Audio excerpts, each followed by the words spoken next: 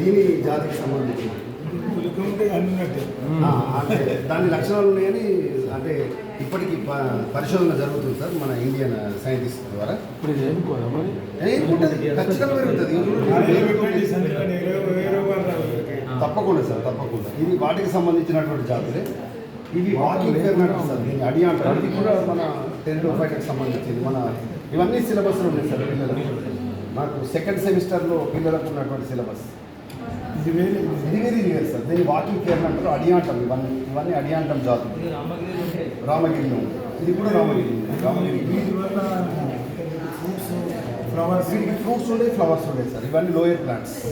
వీటికి సంబంధించిన సిద్ధ బీజాలు పత్రాల యొక్క వెనుక భాగంలో ఉంటాయి సార్.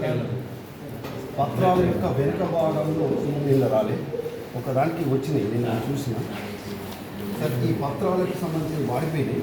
దీని వెనుక భాగంలో స్పోర్ట్స్ ఫామ్ అవుతాయి సార్. ముందుకు వచ్చినాయి సార్.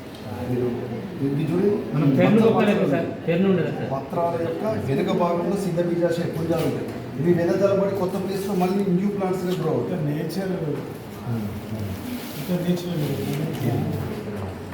టెరిడోఫైట్కి సంబంధించి సార్. అవే వివృత బీజాలకు సంబంధించి సార్. ఇవి ఇప్పుడు న్యూ సెమిస్టర్లో స్టార్ట్ అవుతుంది, ప్రజెంట్ సెమిస్టర్. బట్ వీళ్ళకి యూజ్ అవుతాయని తీసుకొని స్పెసిఫిక్గా మేము ప్రిజర్వ్ చేసి పెట్టాం సార్. హెర్బేరియంలో వీటిని పెడతాం. వాటిని అదే ఫార్మల్ హెడ్లో మన పర్మనెంట్ చేసి ఒక్కొక్క స్పెసిమెన్కు మినిమం 500 నుంచి అంతకు పై చిన్న కాస్ట్ ఉంటుంది సార్. ఒక స్పెసిమెన్ బయట మనం కొనాలి. మనం అవన్నీ మనం తీసుకొచ్చేస్తుంది. 1000 రూపీస్